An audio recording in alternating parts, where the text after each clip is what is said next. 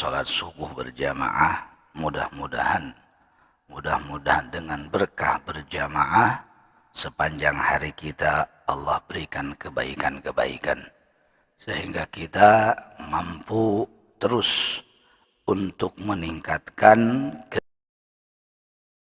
keimanan agar Allah memberikan taufik kepada kita sehingga semua kebaikan-kebaikan yang Allah perintahkan kepada kita mampu melaksanakan sepanjang hari ini sehingga kita betul-betul amal dan iman kita terus meningkat. Karena Allah berfirman dalam Al-Quran, innalladzina amanu wa amilus salihat ulaika hum khairul bariyah.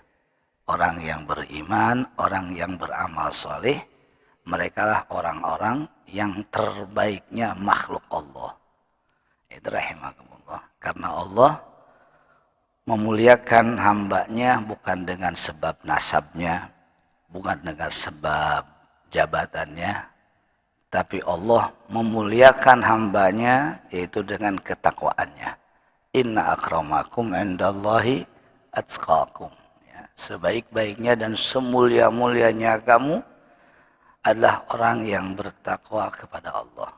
Oleh karena rahimakumullah, alhamdulillah kita sekarang ini masih dalam suasana lebaran, masih hangat keneh lebaran lah.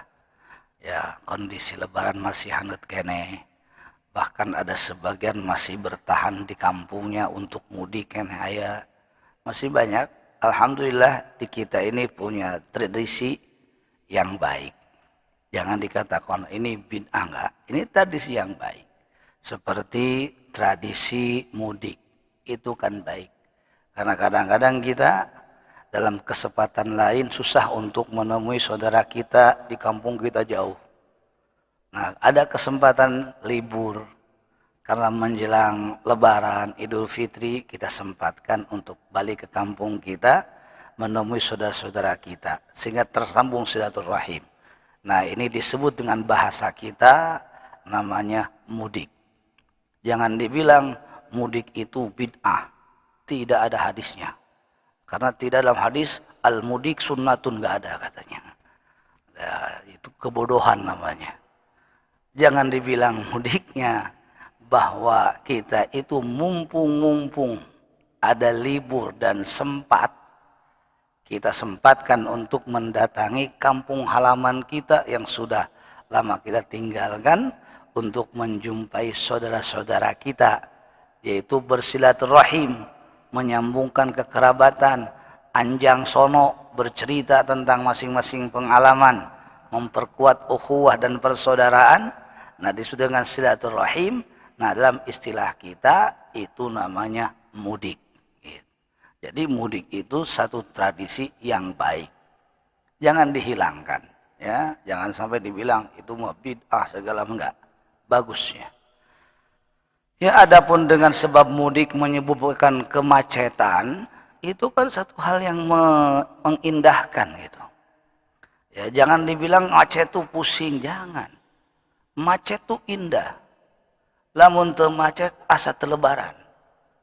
Justru dengan macetlah kita terasa, oh inilah lebaran.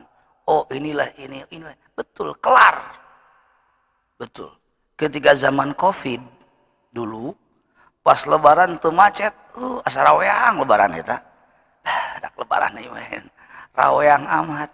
Jadi jangan dibilang, wah macet nih pusing, jangan. Justru macet itu nikmat. Berarti umat Islam masih mau menghidupkan hari yang penting, yaitu hari raya. Alhamdulillah. Jadi kita nikmati macet itu dengan nikmat. Jangan dibawa emosi. Ya, kalau kita bawa emosi nantinya lebarannya semuanya pusing. Tapi kalau bawa nikmat, santai, nggak apa-apa. Sebetulnya segala sesuatu itu bagaimana kita menyikapinya. Kalau kita menyikapi dengan hati yang menerima, yang sabar, akan terasa nikmat. Tapi kalau kita menyikapi dengan hati yang mengarasulan, ya jelas itu. Ya, itu rahimakumullah. Makanya alhamdulillah, jangan dibilang udah mau acenah payah macet payah, jangan. Alhamdulillah masih kena macet lebaran. Lamun lebaran tuh macet berarti geus lebaran. Alhamdulillah, masya Allah. Ya. Ya. Itu rahimakumullah. Ya. Saya pun sama macet. Saya pulang dari Sukabumi kemarin malam hari Kamis. Hari Kamis berangkat dari Sukabumi jam 5 sampai ke pintu tol itu jam 10:30. Kan abrak-abrakan lumayan. Tapi karena kita sudah nikmati aja. Ya, sambil ngobrol-ngobrol sama keluarga, sudah nikmati. Aja kita santai, tenang aja. Yang penting di mobilnya loba kuehan, beres sudah. Ngan lamun kuehan di mobilnya liar senage. Minuman ada, kue ada, makanan ada, ya nama lebaran kok. Ya, itu rahimakumullah. Ya, alhamdulillah, alhamdulillah. Ya, sekarang juga masih ada suasana lebaran masih. Dan kemudian setelah biasanya ada orang setelah lebaran itu sehari langsung dia melaksanakan puasa 6 Syawal ada. Ada yang mereka setelah lebaran itu tidak puasa dulu, tapi mereka sibukkan silaturahim dengan saudara-saudaranya. Diadakan acara kekeluargaan sebagainya. Setelah itu baru dia puasa 6 Syawal. Semua diperbolehkan. Diperbolehkan. Ya.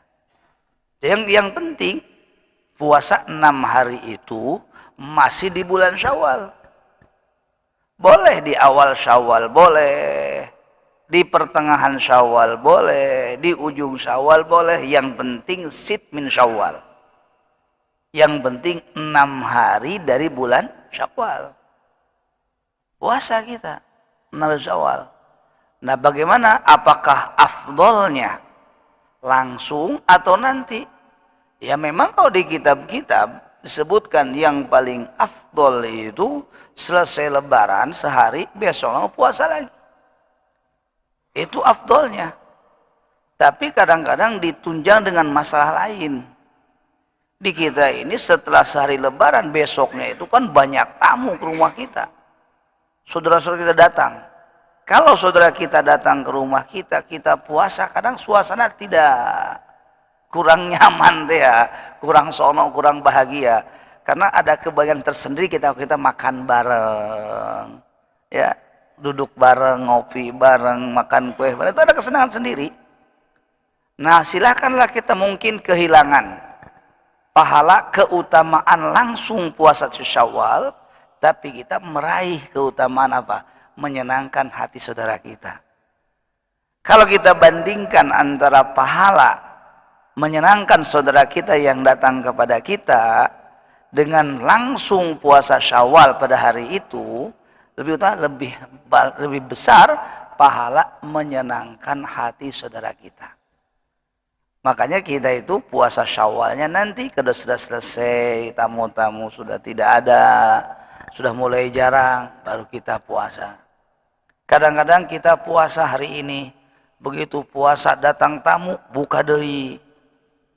Kadang-kadang orang puasa, ya kita niat puasa tiap hari, niat. Kita niat puasa, tapi ketika tamu datang, saya tawari, silahkan makan, ini. Haji puasa ya? Oh enggak, ya, makan. Aja kita terpaksa buka lagi, tapi tiap hari saya niat.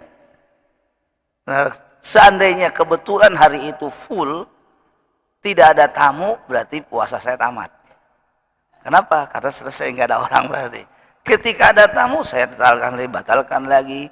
Karena orang suka nanya, "Negara makan apa?" Dan ciri-cing dengan barang dahar telen. Nanya, "Kaji puasa ya?" Kan nggak enak. Kalau saya bilang, "Ya saya puasa," mereka akan makan kue saya. Sedangkan saya kan beli kue mahal-mahal buat apa? Untuk menyenangkan hati mereka. Enggak, saya nggak puasa. Saya makan lagi, batal lagi. Kenapa? Ya kita niat, yang penting niat yang baik. Ya, puasa langsung baik, menyenangkan hati orang pun baik. Tinggal kita imbangkan mana pahala yang lebih besar. Itu kita ambil. Itu rahimakumullah. Nah kemudian di kita ini alhamdulillah ada yang istilahnya setelah mudik dengan saudara-saudaranya, ada yang namanya halal bil halal atau halal bihalal. Nah ini halal bihalal ini memang kalau dalam bahasa syariat nggak ada nama halal bihalal. Halal bihalalnya maknanya halal kelawan halal jalan. Nah, ini adalah tradisi di kita. Yang arti halal bihalal ini bukan berarti menghalalkan yang haram, bukan. Tapi yang dimulai halal bihalal itu melepaskan. Halal itu maknanya melepaskan. Melepaskan haknya yang akan dia tuntut kepada saudaranya, dia lepaskan. Kemudian saudaranya pun yang punya tuntutan kepada kita pun yang melepaskan lagi. Makna halal bil halal itu artinya saling melepaskan. Sehingga di antara kita ada kebencian, sama-sama lepaskan kebenciannya. Sehingga aku tidak benci lagi, kamu pun tidak benci lagi. Yang di antara kita ada saling dengki, mendengki, kita lepaskan. Ini kan satu hal yang indah, nama halal bil halal. Tapi yang benar halal bil halalnya. Jangan halal bil halal digunakan kesempatan yang tidak baik. Saya banyak halal bil halal alumni SMA. Ya, paling pusing ya gini. Karena kalau sudah halal bil halal alumni, nah ini yang kebanyakan ketemu baheula mantan. Nah ini yang lihatnya ya. Hati-hati ya, hati-hati. Jangan macam-macam.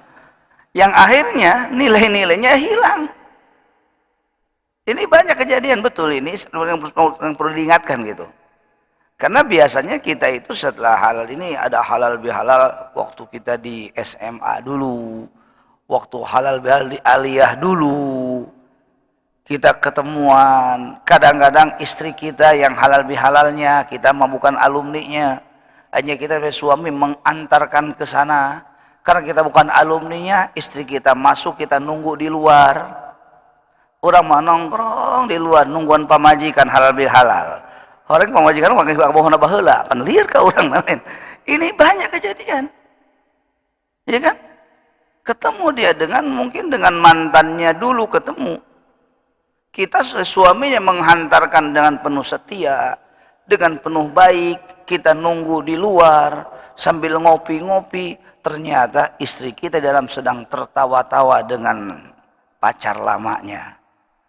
Yang akhirnya pas balik ke imah berubah suasana seperti tidak indah dengan kita lagi. Kadang-kadang pemajikan seri sorangan, orang mah elinu itu. Nah ini penyakit. Nah ini yang mesti kita jaga jangan sampai terjadi. Halal bihalal itu jangan gara-gara itu kita haramkan halal bihalal, jangan. Ini adalah satu hal yang akan muncul yang buruknya, yang mesti kita kikis jangan terjadi. Tapi kita betul-betul halal bil halal kembalikan kepada asalnya. Yaitu untuk saling melepaskan tuntutan. Sehingga betul-betul kita itu setelah selesai kita 1 bulan penuh memperbaiki hubungan kita dengan Allah, dengan puasanya kita, zikirnya kita, qiyamul lailnya kita. Nah ini kadang-kadang amal ibadah kita yang kita perbuat tidak lulus, menggantung. Kenapa? Karena di antara kita masih ada hak yang belum ditunaikan. Nah di sini kita saling menghalalkan dengan harapan amal kita yang menggantung tembus, Allah terima semuanya. Kan begitu. Nah ini jangan sampai, makanya halal bil halal ini jangan sampai keluar dari tujuan intinya. Itu rahimakumullah. Ya, jadi tujuan ini di situ. Nah sehingga yang lama bisa cerita-cerita ini sebagainya. Ya, ada halal bil halal tingkat keluarga, ada halal bil halal sahabat golongan kerja dan sebagainya, macam-macam. Yang mereka tujuan intinya adalah untuk saling memaafkan. Kata mereka, ya kapanpun boleh memaafkan dia.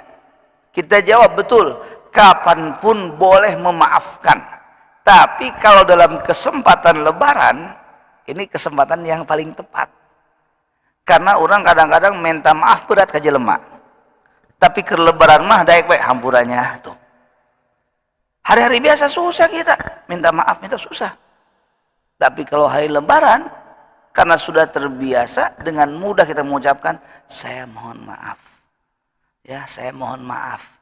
Terus semuanya, sampai maafkan ya lahir batin saya.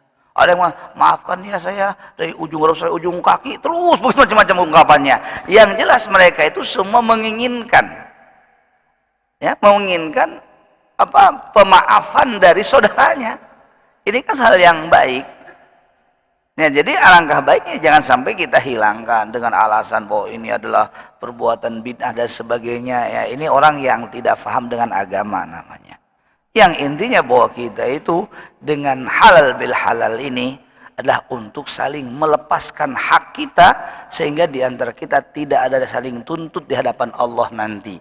Kalau kita sudah saling menghalalkan, maka Allah pun akan melepaskan dan akan memaafkan semua kesalahan-kesalahan kita.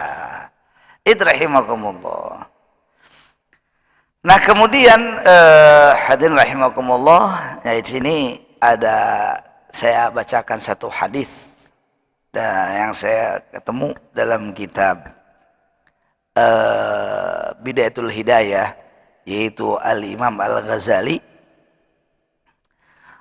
Nah, di sini beliau menukil satu hadis, meriwayatkan satu hadis dari Abdullah bin Mubarak.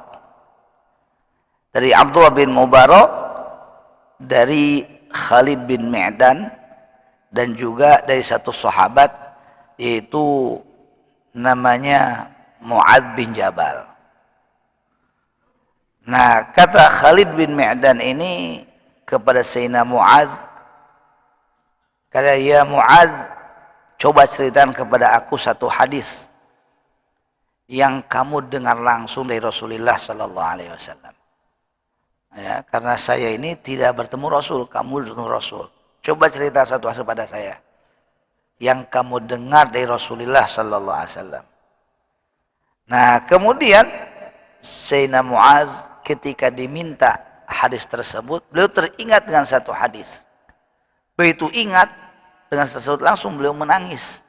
Kenapa? Karena setiap Sayyidina Mu'adz menyebut satu hadis, yang terbayang adalah Rasulullah SAW. Langsung muncul kerinduan, aku rindu dengan Rasulullah, aku ini terus. Jadi kalau menyampaikan hadis, sebelum menyampaikan hadis, terungkap tuh hanya, wahai rinduku dengan Rasulullah, gitu aja. Rinduku dengan Rasulullah terus. Itu Sayyidina Mu'adz bin Jabal. Nah, kemudian beliau mengatakan bahwa satu waktu Rasulullah Sallallahu Alaihi Wasallam memboncengku dalam untanya. Aku dibonceng Rasulullah di belakang Rasul, dan Rasul mengatakan, ya Mu'adz, inni muhadditsuka bihadisin in anta hafidtah nafa'ak. Ya Mu'adz, katanya, aku akan ceritakan satu hadis kepada kamu. Kalau kamu menjaga hadis ini, makna menjaga diamalkan. Ya. Kamu amalkan hadis ini, kamu pegang hadis ini kuat-kuat, amalkan oleh kamu, maka hadis ini sangatlah bermanfaat buat kamu. Kalau kamu menyia-nyiakannya, tidak menjaganya hadis ini, sehingga kamu mengabaikannya, melupakannya, tidak mengamalkannya, in qata'at hujjatuka indallah yaumal qiyamah. Kamu akan habis celaka di hadapan Allah, kamu katanya. Ya, kamu akan rugi. Akan jadi orang yang merugi. Itu ya Mu'adz. Akhirnya Sayyidina Mu'adz ya sangat senang. Begitu itu kata Rasulullah, ya Mu'adz, hei Mu'adz, bahwasannya Allah Subhanahu wa taala menciptakan 7 malaikat sebelum Allah menciptakan langit dan bumi. Innallaha khalaqa sab'ata amlak qabla an yakhluqas samawati wal ard. Allah menciptakan 7 malaikat sebelum Allah menciptakan langit dan bumi. Kemudian setelah Allah menciptakan langit, faja'ala likulli sama'in minas sab' malakan bawaban 'alaiha. Setelah Allah menjadikan langit, menciptakan langit, Allah jadikan setiap langit itu penjaganya di pintunya malaikat. Malaikat yang 7 tadi. Jadi malaikat 7. Jadi sebetulnya langit ini ada 7. Ya, langit ada 7. Nah kemudian setiap langit itu ada pintunya. Ada pintu masuknya. Jangan dibilang, oh kan yang enggak ada kan ya. Dulu juga kan yang Apollo ke atas enggak ada pintu langitnya ya. Ya terserah mereka lah. Tapi yang jelas Allah mengkabarkan bahwa langit itu ada 7. Jadi saya membenarkan kepada kabar Allah dan membenarkan kabar Rasulullah SAW. Langit ada 7 dan setiap langit ada pintunya. Bahkan dari pintu itulah naiknya amal kita. Dari pintu itu juga ketika Rasulullah SAW Isra wal Mi'raj mengetuk pintu, kemudian dibukakan dan sampai tembus langit pertama, kedua, ketiga, sampai ke-7. Nah sama ini pun Allah ciptakan dalam pintu langit itu satu malaikat yang 7 tadi. Menjaga. Nah yang 7 malaikat ini khusus. Tugasnya itu untuk meneliti amal manusia yang naik. Khusus itu. Yang 7 ini malaikat bertugas untuk meneliti ya, amal manusia yang naik. Nah dan semua malaikat melaksanakan sesuai dengan tugasnya. Ada yang tugaskan masalah ini, ada masalah ini, masalah ini kan gitu. Kayak di kita aja kan, ada di sini periksa SIM, di sini periksa STNK-nya, di sini periksa macam-macam kan gitu. Sama ini juga, di sini periksa ini, sini periksa ini. Bab pertama lolos, kedua belum tentu. Mungkin kedua, ketiga belum tentu, terus itu. Jadi setiap langit itu ada pintunya untuk naik amal kita. Itu. Nah kemudian kata beliau, fatas'adu al-hafadhah bi'amal abdi min hin yusbih la hin yumsi. Nah sehingga malaikat yang pencatat amal membawa amal-amal manusia itu naik. Yang kadang yang malam naiknya subuh, yang subuh naiknya sore, terus gitu. Naik membawa amal tersebut. Dan amal tersebut kalau baik itu terlihat cahaya, bagus. Bahkan tercium wangi. Jadi kalau amalnya baik itu terlihat cahaya baik. Bahkan kadang-kadang terdengar seperti suara zikir gitu. Dari amal tersebut. Suara malaikat. Nah, kemudian lahu nur kanuri syams. Kadang-kadang amal baik itu yang dibawa malaikat itu mempunyai cahaya seperti cahaya matahari, terang, terlihatlah. Jadi amal baik itu terlihat. Ya mungkin kita juga di dunia bisa lah. Orang yang rajin amal ibadah dengan ikhlas, dengan baik, itu akan terpancar cahaya di wajahnya. Lihat oleh kita, ulama-ulama yang ahli ibadah, melihat wajah kita sudah senang gitu. Walaupun wajah ulama itu tidak tampan, pas-pasan, tapi karena cahaya amal di hatinya terpancar di wajahnya, sehingga terlihat oleh kita kesenangan, bahkan kita senang melihatnya. Nah ini, itu cahaya dari hati itu. Makanya dibawa oleh malaikat untuk cahaya. Nah kemudian, begitu malaikat hafadhah yang bertugas di bumi ini mencatat amal kita semua, naik malaikat bawa amal tersebut nyampe ke pintu langit yang pertama. Malaikat penjaga pintu yang pertama yang Allah tugaskan untuk memeriksa amal tadi langsung mengatakan, kata malaikat, ya hafadhah idribu bihadzal amal wajha sahibi. Hei malaikat hafadhah, kamu tidak bisa melewati pintu ini. Dan amal baik yang kamu bawa tersebut kembalikan kepada yang punyanya. Karena itu amal tidak diterima oleh Allah. Coba, amal baik. Puasanya, ya, kemudian zakatnya, infaknya, ditolak, kembalikan yang punyanya katanya. Kenapa? Fa ana sahibul ghibah amarani rabbi alla ad'amala maghtaban nas yujawizuni ila ghairi. Kata malaikat, aku ini adalah malaikat yang pemeriksa dalam ghibah. Dan orang ini yang punya amal, dia beramal baik tapi lisannya tidak bisa dijaga dari membicarakan keburukan orang. Maka amal dia tidak bisa melewati aku ke pintu yang lainnya. Kembalikan. Nah, berarti ini kita fahami bahwa menggibah, membicarakan keburukan saudara kita karena merendahkan dan mengurangi kehormatan dia, itu akan menjadikan penyebab amal kita ditolak. Jangankan sampai ke langit yang kedua, langit pertama pun itu sudah tertutup.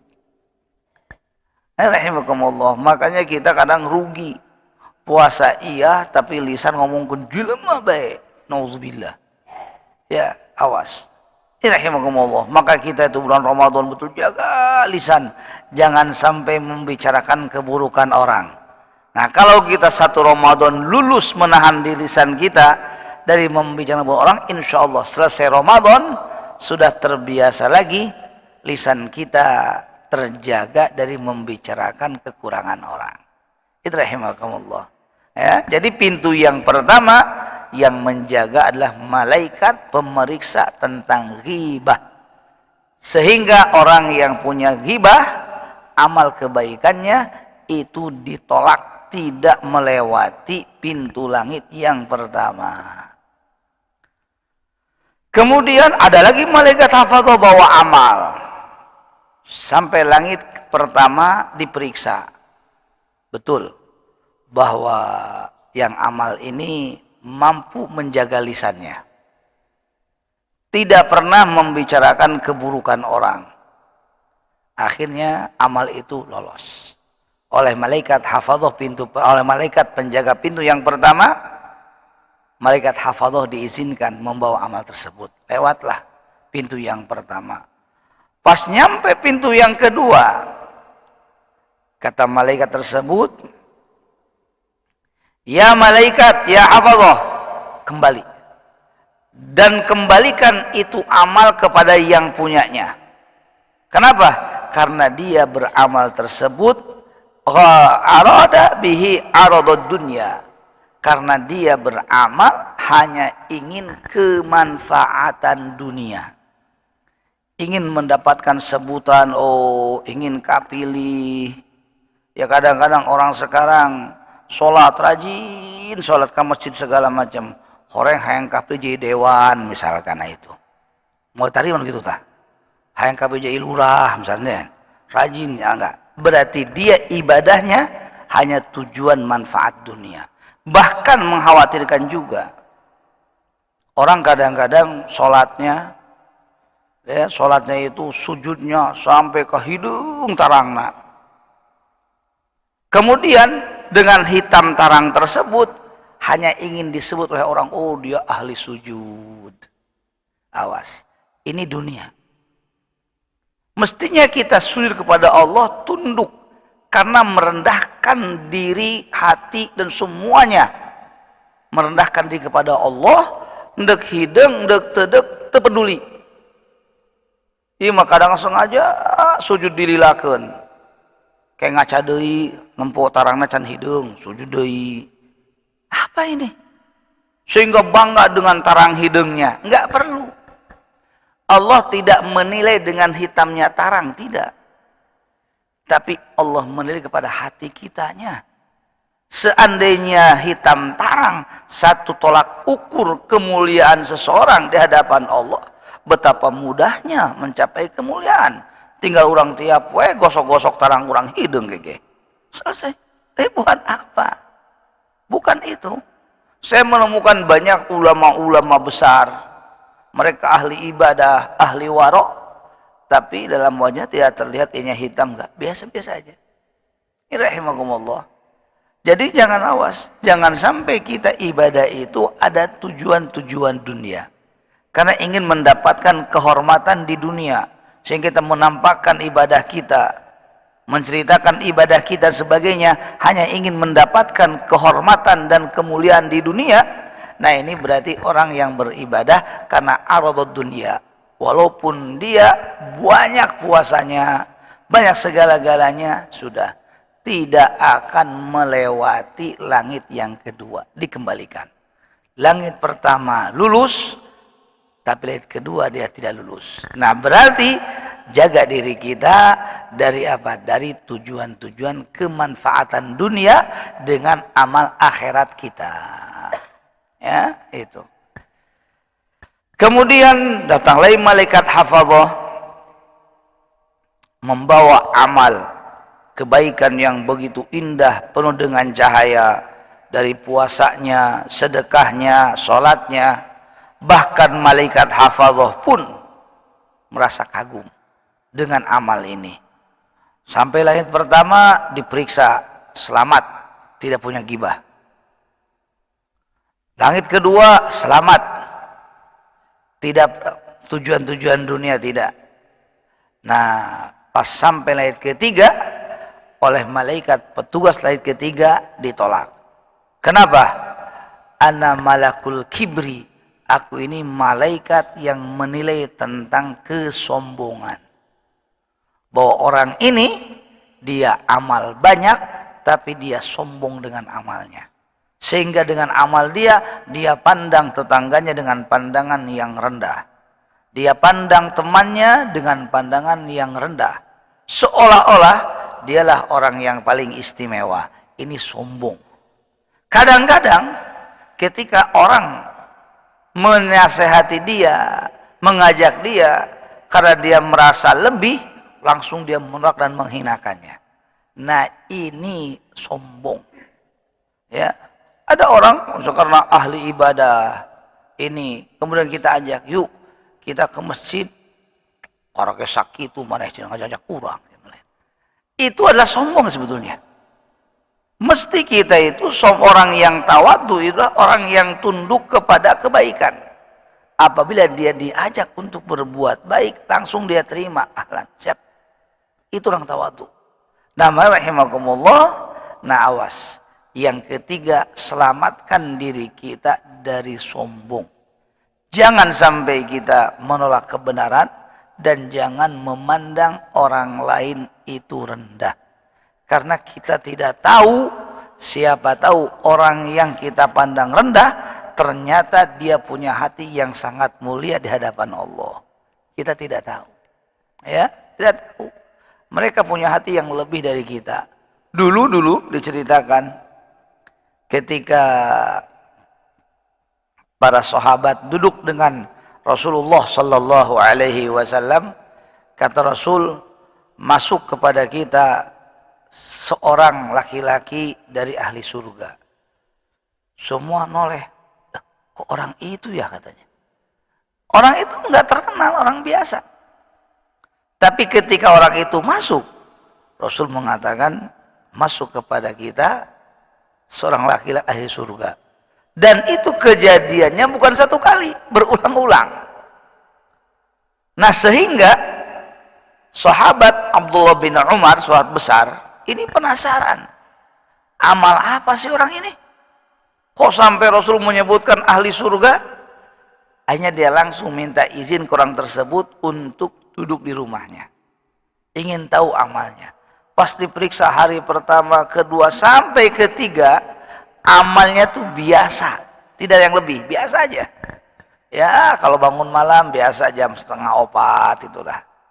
Untuk jam 2 itu biasa baik. Sehingga dia bilang, kok bisa ya, katanya. Orang ini amalnya biasa, tapi Rasul mengatakan ahli surga. Hanya tidak tersingkap tuh, tidak tersingkap amal zahirnya. Langsung Abdullah bin Umar bertanya, sebelumnya saya ini ingin tahu, 3 kali kamu masuk, Rasul mengatakan masuk ahli surga, kamu lagi. Apa sih resepnya? Apa dia bilang? Bahwa saya ini ya sholat seperti yang biasa, wajib, sunnah pokok. Tapi setiap saya mau tidur malam, ya Allah, apabila ada orang yang menggibahku, membicarakan keburukanku, ya Allah, aku halalkan, aku ridhokan, aku lepaskan, ya Allah. Terus dimaafkan semuanya orang, dimaafkan. Kemudian ya Allah, apabila hari ini aku menyakiti orang, ya Allah, berikan dia taufik untuk meridhokanku, ya Allah. Terus begitu. Ini kan tidak akan muncul kecuali dari orang yang hatinya tulus, bersih. Nah, inilah yang kita tidak tahu.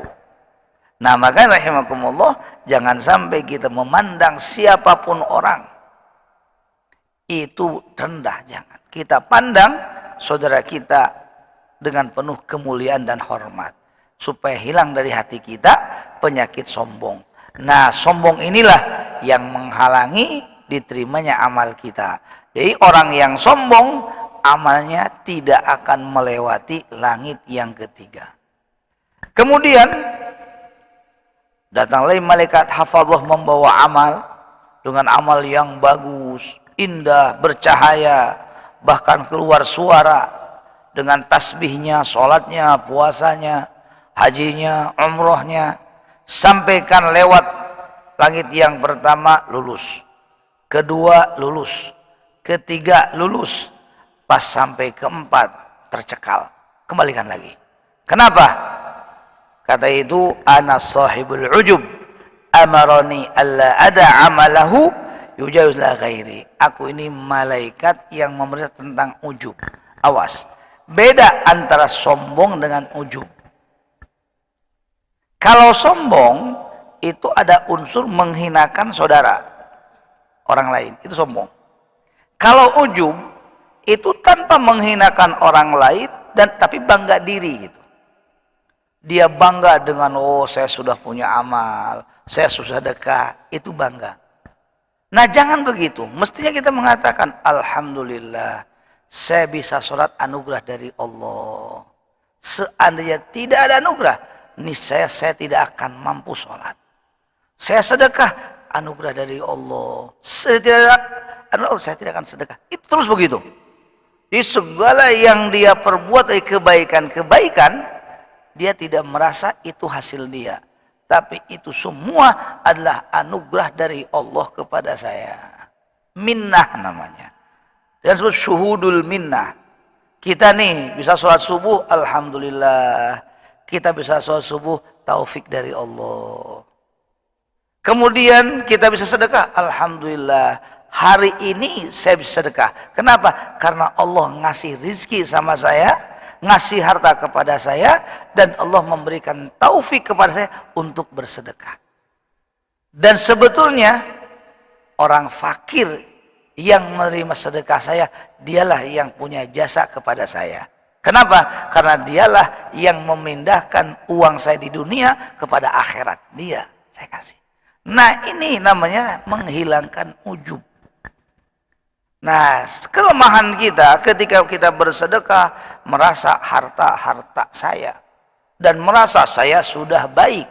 Bahkan ketika ada orang yang menerimanya pun orang fakir, kita pandang aku yang berjasa sudah menyelamatkan kamu dari kasusah. Nah, ini semua salah. Ini ujub ini namanya. Nah, bersihkan dari hati kita sifat ujub. Kita berbuat baik itu kebaikan badan kita, harta kita, itu semua adalah anugerah dari Allah. Kita tidak punya apa-apa. Nah, kalau kita ada penyakit ujub, maka amal kita tidak akan mampu melewati langit yang keempat. Nah, itu rahimakumullah. Nah, kemudian juga datang malaikat hafadzah membawa amal hamba, kemudian sampai lewat pertama, kedua, ketiga, sampai keempat langsung ditolak. Kelima, sampai lewat kelima ditolak, kembalikan dan bebankan kepada dia. Aku ini malaikat hasud, malaikat yang meneliti tentang sifat dengki. Betul, dia itu tidak pernah gibah orang. Betul, dia tidak sombong. Betul, dia tidak ingin terpuji atau dengan amalnya dunia, tidak. Betul dia tidak ujub, tapi dia mendengki kepada saudaranya. Apa dengki? Dengki itu tidak suka melihat saudaranya mendapatkan nikmat dari Allah. Tidak suka. Jadi orang ini apa? Sumber penyakit dengki itu sumbernya dari penyakit pelit. Dengki itu muncul dari penyakit pelit. Karena dia tidak mau melihat orang lain punya kelebihan dari dia. Baik itu kelebihan dalam ilmu, dalam harta, dalam jabatan, nggak mau. Ingin di bawah dia semua. Dengki. Ketika dia melihat tetangganya lebih hartanya, dia tidak suka. Melihat orang lebih ilmunya, tidak suka. Lebih ibadah, tidak suka. Sehingga ketika dia melihat orang lain punya ilmu, dia bilang, ilmu dia terukur sama saya kok, katanya. Terus mau begitu aja. Aku lebih tahu, aku lebih ini. Ini rahimakumullah. Ini penyakit dengki. Dengki itu apa? Tidak suka, tidak ridho, tidak terima Allah memberikan kebaikan, kenikmatan, baik kenikmatan zahir batin kepada saudaranya. Bahkan lebih dari itu lagi, dia menginginkan nikmat tersebut hilang dari orang tersebut, orang yang diberinya oleh Allah. Nah, ini lebih bahaya. Nah, sehingga Rasul mengatakan, innal hasada ya'kul hasanat kama ta'kun nar al-hatab. Dengki itu akan menghapuskan kebaikan-kebaikannya seperti memakannya api kepada kayu bakar. Hangus kebaikan kita dengan sebab dengki. Nah, makanya hilangkan penyakit dengki. Ya. Kalau kita melihat orang dikasih nikmat sama Allah, ya dia yang lebih berhak dari saya. Allah yang Maha tahu. Dialah yang pantas, bukan saya yang pantas. Begitu terus kita. Rahimakumullah. Nah, orang yang punya penyakit dengki, maka amal kebaikannya tidak akan melewati pintu langit yang kelima. Nggak lulus. Tolak lagi. Nah, makanya di bulan ini sekarang kita Syawal nih, ya, kita hilangkan penyakit dengki-dengki kita. Ya, kadang-kadang kan alhamdulillah, misalkan saudara kita yang di luar datang, ya kan? Nah, kebetulan datang saudara kita, ya lebih banyak daripada kita hartanya, kehormatannya. Karena kita nggak suka, jangan. Kita terima dengan baik. Ya, rendahkan hati kita. Ya. Jangan ada dengki, terima alhamdulillah. Nah, kemudian rahimakumullah, datang lagi malaikat hafadzah, datang sampai langit pertama, kedua, ketiga, keempat, kelima lolos. Pas nyampe keenam ditolak. Ditolak. Kenapa? Nah, karena kata malaikat, fa innahu kana la yarham insanan qad min ibadillah asabahu bala'un aw durrun bal kana yashmat bihi anak malakur rahmah. Kata malaikat, orang yang punya amal ini tidak punya rasa kasih sayang, tidak punya rahmah. Betul dia tidak dengki, tapi dia tidak punya rahmah. Sehingga ketika melihat tetangganya, saudaranya kena musibah, kena balai, dia tidak merasa sedih. Bahkan ngaroskeun cek urang mah. Tepkeun bae lah, alhamdulillah saya paeh sekalian. Jangan. Aya dapat musibah, roros delin kerasa, jangan. Betul itu bukan dengki, bukan. Tapi tidak ada rasa sayang.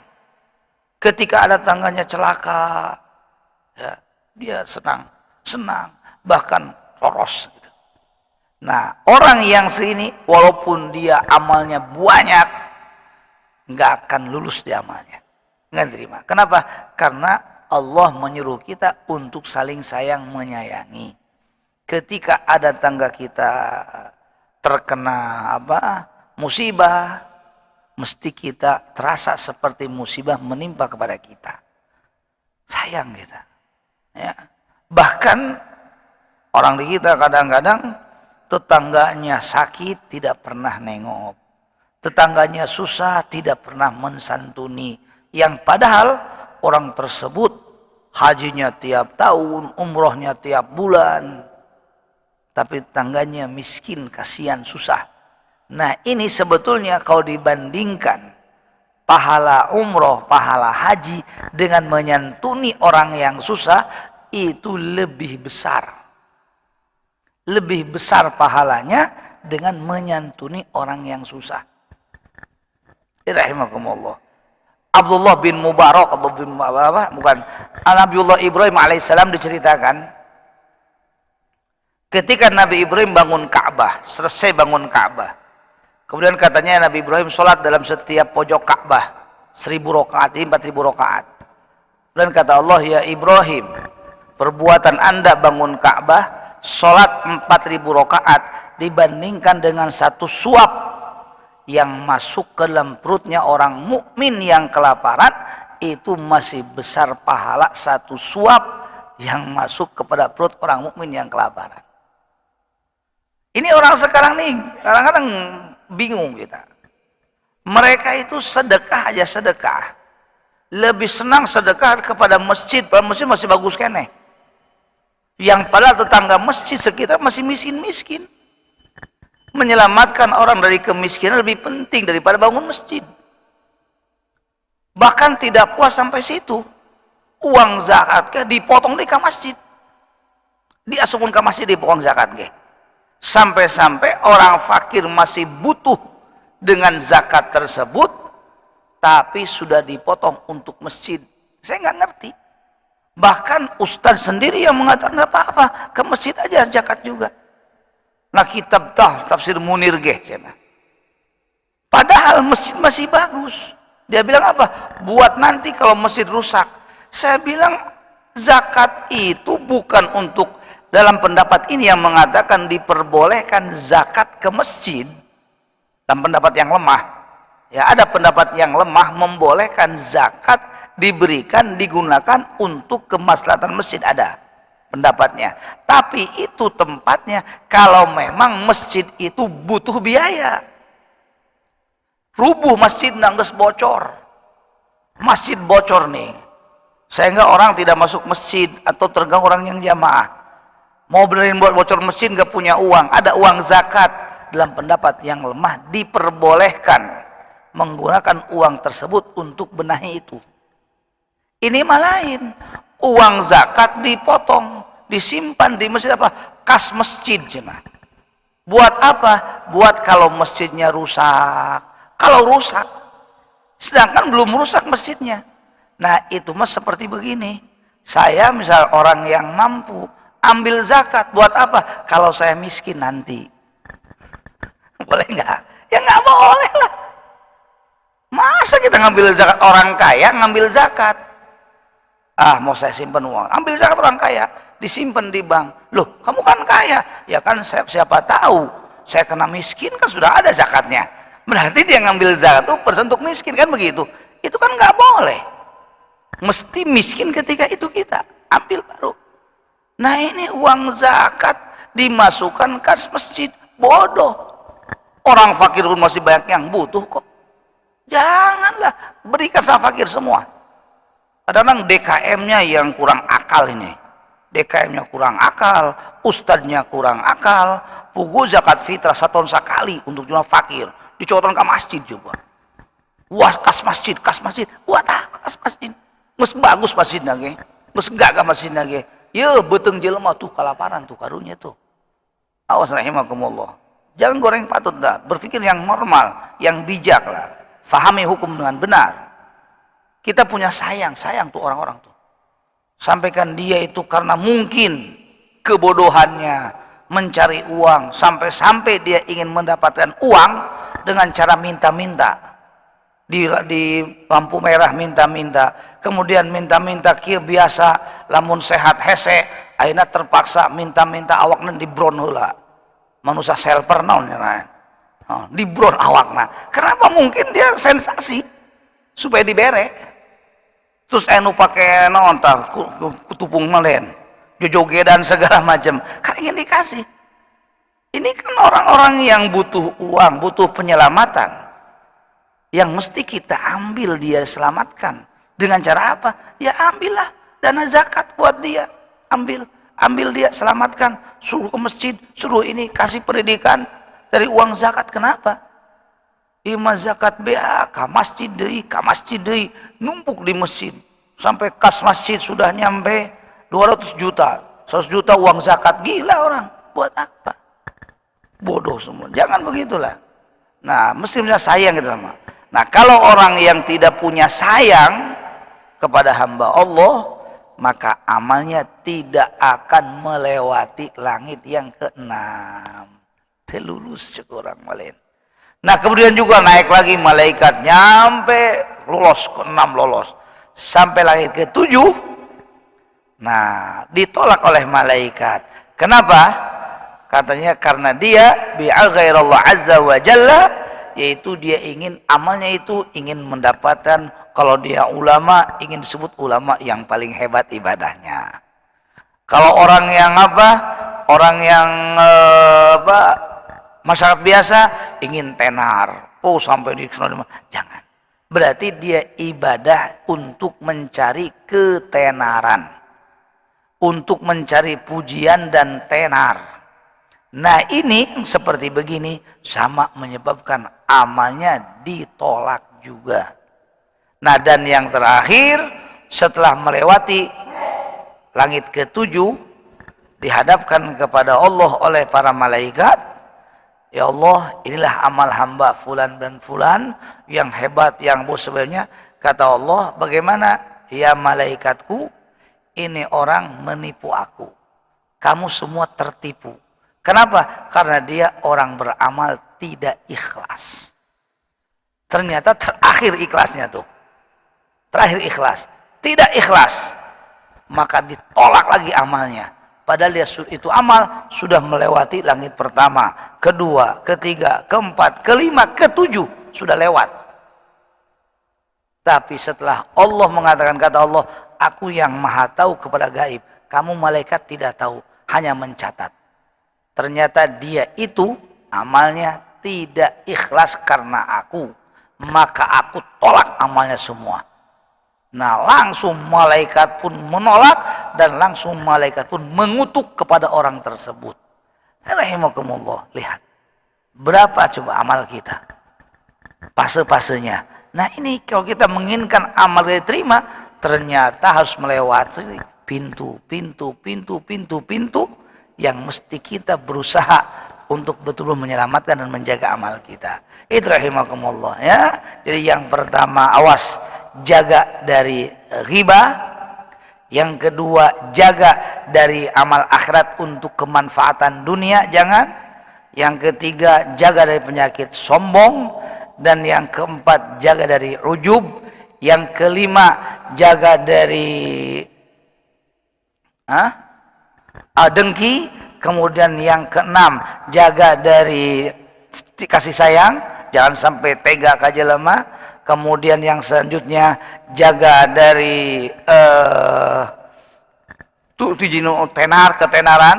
Dan yang terakhir, awas, kita perbuat semua amal kita karena Allah subhanahu wa ta'ala, untuk mencari ridhonya, untuk mendapatkan pahala dari Allah, bukan yang lain-lainnya. Itu rahimakumullah. Nah, kita teliti amal kita semua ya. Setelah itu kalau menemukan semuanya ada, kita ucapkan alhamdulillah, itu semua pertolongan Allah buat kita. Makanya hadirin rahimakumullah, satu aja amal kita diterima oleh Allah, cukup itu untuk modal ke surga. Ya, untuk modal ke surga. Maka kita minta sama Allah. Nabi Ibrahim alaihissalam aja, Nabi Ibrahim, beliau sudah dengan perintah Allah suruh bangun Ka'bah dengan baik. Kemudian selesai Ka'bah, sholat. Setelah itu apa doanya? Rabbana taqabbal minna. Ya Allah, terima. Ya, terima ya Allah. Lihat. Padahal beliau sudah Masya Allah Nabi, tapi tetap mintanya apa? Taqabbal minna. Ya Allah, terima. Ya Allah, terima. Nah, maka kita pun sama. Setiap sholat, ya Allah, mungkin saya setelah sholat ini, saya sholat, tapi saya banyak dusta, saya banyak ghibah, saya banyak sombong, ya Allah, tapi saya menginginkan, ya Allah, terima amalku, ya Allah. Terus kita merendah sama Allah. Maka jangan kita sampai berhenti amal kecuali sudah berdoa, Rabbana taqabbal minna innaka antas samiul alim. Itu rahimakumullah. Nah, kita membaca hadis ini untuk apa? Untuk supaya kita jangan sampai tertipu dengan amal kita. Karena kita khawatir amal kita itu hilang, sehingga tidak henti kita beristighfar, merendahkan hati kita, memohon-mohon kepada Allah dengan penuh kerendahan hati kita agar Allah menerima amal kebaikan kita. Itu rahimakumullah tujuan saya hadis ini. Mudah-mudahan Allah memberikan taufik kepada kita. Nah, sehingga kita selesai Ramadan ini, kita membuka lembaran hidup yang baru, sehingga semangat ibadah kita baru, semangat thalabul ilmi baru, kemudian akhlak dengan tetangga pun tambah baik. Nah, sehingga betul-betul selesai Ramadan terbentuk kita menjadi orang-orang yang bertakwa sesuai dengan target Allah, la'allakum tattaqun, diwajibkan puasa untuk membentuk jiwa yang bertakwa. Mudah-mudahan Allah menerima amal kita semua. Amin amin ya rabbal alamin wal afu. Alhamdulillahirabbil alamin. Allahumma sholli ala sayidina Muhammad wa ala ali sayidina Muhammad. Bapak dan Ibu yang dirahmati Allah, mudah-mudahan materi yang sudah disampaikan bisa kita laksanakan dan penyakit-penyakit hati yang tadi disampaikan dijauhkan dari diri kita. Mudah-mudahan amal ibadah kita selalu dalam ada ridhonya Allah Subhanahu wa taala dan diterima semua amal ibadah kita oleh Allah Subhanahu wa taala. Baik, Bapak dan Ibu, silakan ada yang mau ditanyakan? Materi yang lain juga mangga kalau bisa ditanyakan. Atau cukup? Oh ya, ada satu.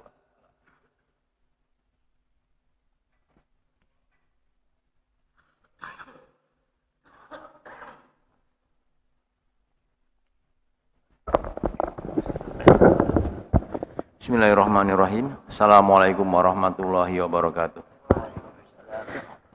Mohon izin Pak Kiai dijelaskan apa tanda-tandanya amal kita itu diterima. Jadi kita sudah mengetahui tahapan-tahapannya. Sekarang bagaimana caranya kita mengetahui apakah amal itu diterima atau tidak? Terima kasih penjelasannya. Ya. Pertanyaannya, apakah ada cirinya amal kita diterima sama Allah, dan apakah itu cirinya? Ya. Pertama, amal kebaikan itu adalah cahaya. Nah, apabila amal kita diterima oleh Allah Subhanahu wa taala, maka amal tersebut akan melahirkan cahaya. Dan cahaya tersebut akan menjadi satu kekuatan di hati kita yang bisa mengundang untuk berbuat kebaikan yang selanjutnya. Kebaikan yang selanjutnya. Jadi, amal kebaikan yang diterima itu akan mengundang untuk berbuat kebaikan yang selanjutnya.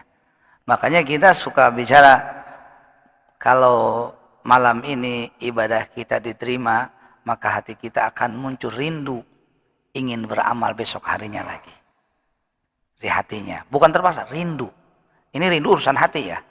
Karena orang memaksakan diri, enggak rindu tapi memaksakan itu lain. Ini rindu. Jadi kalau kita sudah amal sholat kita nih zuhur diterima, itu akan muncul kerinduan ingin sholat lagi. Ingin sholat lagi. Nah itu kenapa? Karena ibadah yang diterima itu akan memancarkan cahaya di hati kita yang melahirkan kerinduan untuk beribadah yang selanjutnya. Kalau dia sudah sedekah, ingin sedekah lagi, ingin sedekah lagi. Mas sering saya bilang, kalau kita taraweh malam ini, pas esokna bosan tuh taraweh deui. Wah, hati-hati, taraweh orang ditolak bertinggi. Nah. Ya, maka banyak di kita taraweh 1 malam, 2, 3 malam, eureun kabeh. Berarti diusir di masjid maneh kabeh. Nah, itu. Kita kan begitu, terus kita menilai. Beda itu. Jadi ada kesenangan. Lihat aja. Kalau kita kadang-kadang ada amal yang kita amalkan nikmat, tenang, senang gitu. Nah, berarti amal kita tanda-tanda. Itu bukan dipastikan ya. Kalau pastikan sombong nantinya. Tanda-tanda amal kita diterima oleh Allah Subhanahu wa taala. Kenapa? Karena antara ketentraman hati dengan amal kebaikan itu tidak bisa dipisahkan. Dalam Al-Qur'an, alladzina amanu wa tatma'innu qulubuhum bi dzikrillah. Orang yang beriman itu amal karena iman pasti akan menemukan ketentraman di hatinya. Nah, makanya tolak ukurnya adalah ketentraman. Kalau orang sudah merasa nikmat, pasti ingin berbuat lagi. Nah, sehingga ada satu keterangan, innal hasanata tahtifu bihasanil ukhra, katanya. Kebaikan yang diterima itu akan mengundang kepada kebaikan yang lainnya. Nah, itulah ya. Nah, makanya cirinya itu. Maka mudah-mudahan kita lihat, maka kita selalu mengevaluasi. Setelah Ramadan itu kita evaluasi. Saya gimana nih? Lamun manahan hate yo ka masjid beres Ramadan lulus. Udang tipe ting lulus, Gusti. Jika orang terima ibadah ya istighfar kita. Betul, saya bukan nilai orang, mauzubillah, enggak. Nilai diri kita aja. Selesai Ramadan, lulus kabeh. Salat lulus, ke masjid lulus, witir lulus, kabeh lulus. Cuan-cuan nih orang ditolak kabeh malah gitu. Ya istighfar, ya kan? Bukan orang untuk kita saja sekarang kita begitu. Orang semangat kuliah, dia selesai Ramadan, selesai kabeh. Gitu Len. Nah, ini kan kita bertanya kadang-kadang, ya Allah gitu.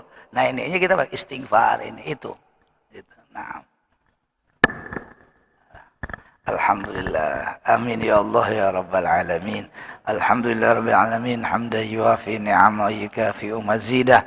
Allahumma salli ala Sayyidina Muhammadin wa ala alihi wa sahbihi wa barik wa sallim. Allahumma aqsim lana min khasyatika ma tahulu bihi bainana wa baina ma'asik, wa min ta'atika ma tuballighuna bihi jannatak, wa min al-yaqin ma tuhawwinu bihi alayna masa'ib ad-dunya. Allahumma matti'na bi asma'ina wa absarina quwwatina ma ahyaytana waj'alhu al-waritha minna waj'al sa'rana ala man zalamana وانصرنا على من عادانا ولا تجعل مصيبتنا في ديننا ولا تجعل الدنيا أكبر همنا ولا مبلغ علمنا ولا تسلط علينا من لا يرحمنا برحمتك يا أرحم الراحمين وصلى الله على سيدنا محمد النبي الأمي وعلى آله وصحبه وسلم سبحان ربك رب العزة عما يصفون وسلام على المرسلين والحمد لله رب العالمين سبحانك اللهم bihamdika asyhadu an la ilaha illa anta astaghfiruka wa atubu ilaik subhanakallahumma bihamdika asyhadu an la ilaha illa anta astaghfiruka wa atubu ilaik subhanakallahumma bihamdika asyhadu an la ilaha illa anta astaghfiruka wa atubu ilaik. Sallallahu ala Muhammad sallallahu alaihi wasallam sallallahu ala محمد صلى الله عليه وسلم صلى الله على محمد صلى الله عليه وسلم صلى الله على محمد صلى الله عليه وسلم صلى الله على محمد صلى الله عليه وسلم صلى الله على محمد صلى الله عليه وسلم صلى الله على محمد صلى الله عليه وسلم صلى الله على محمد صلى الله عليه وسلم صلى الله على محمد صلى الله عليه وسلم صلى الله على محمد صلى الله عليه وسلم صلى الله على محمد صلى الله عليه وسلم صلى الله على محمد صلى الله عليه وسلم وعلى محمد صلى الله عليه وسلم صلى الله على محمد صلى الله عليه وسلم صلى الله على محمد صلى الله عليه وسلم صلى الله على محمد صلى الله عليه